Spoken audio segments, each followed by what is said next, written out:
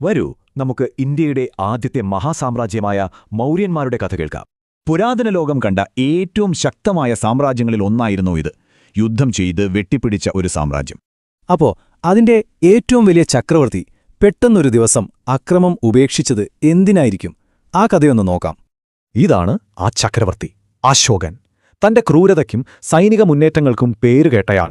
BC 261 ഈ വർഷമാണ് അദ്ദേഹത്തിന്റെ ജീവിതം മാറ്റിമറിച്ചത്.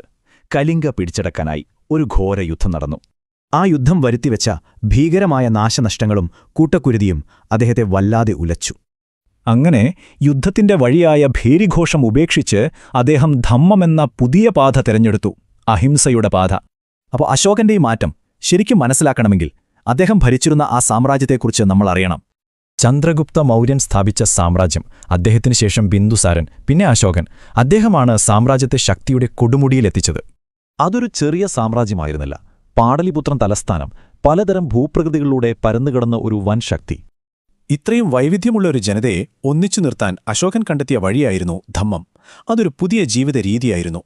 അതായത് മുതിർന്നവരെ ബഹുമാനിക്കുക, പാവപ്പെട്ടവരോട് കരുണ കാണിക്കുക, അഹിംസ പാലിക്കുക, അങ്ങനെ പലതും. ഈ ആശയങ്ങൾ ജനങ്ങളിലെത്തിക്കാൻ ധമ്മ മഹാമാത്രന്മാർ എന്നൊരു ഉദ്യോഗസ്ഥ വൃന്ദത്തെ തന്നെ അദ്ദേഹം നിയമിച്ചു. പക്ഷേ ഒരു സംശയം, ഇത്രയും വലിയൊരു സാമ്രാജ്യം എങ്ങനെയാണ് അവർ ഭരിച്ചു കൊണ്ടുപോയത്? ഭരണം പല തട്ടുകളിലായിരുന്നു. കേന്ദ്രത്തിൽ രാജാവ്, പിന്നെ പ്രവിശ്യകൾ, ജില്ലകൾ, അങ്ങനെ ഗ്രാമങ്ങൾ വരെ. തലസ്ഥാനമായ പാടലീപുത്രത്തിന്റെ കാര്യം കുറച്ചുകൂടി വ്യത്യസ്തമായിരുന്നു. അവിടെ ഭരണം 6 കമ്മിറ്റികൾക്കായിരുന്നു, ഓരോന്നിലും 5 പേർ വീതം. നഗരത്തിലെ ശുചീകരണം, നികുതി പിരിവ്, എന്തിന് ജനനവും മരണവും രേഖപ്പെടുത്തുന്നതുവരെ ഇവരുടെ ചുമതലയായിരുന്നു. ഗ്രീക്ക് ചരിത്രകാരന്മാർ പറയുന്നത് സൈന്യവും ഇതുപോലെ ചിട്ടയിലായിരുന്നു എന്നാണ്. 6 വിഭാഗങ്ങൾ, ഓരോന്നിനും ഓരോ കമ്മിറ്റി. നീതിന്യായം നടപ്പാക്കാനും കൃത്യമായ സംവിധാനമുണ്ടായിരുന്നു. സിവിൽ, ക്രിമിനൽ കേസുകൾക്ക് വെവ്വേറെ കോടതികൾ.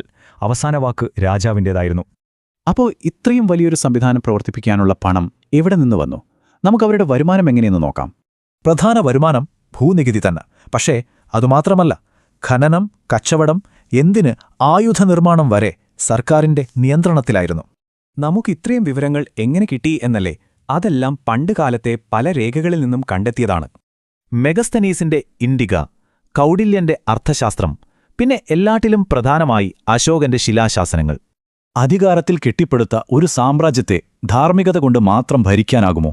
അശോകന്റെ ഈ പരീക്ഷണം ഇന്നും പ്രസക്തമായ ഒരു ചോദ്യമാണ്.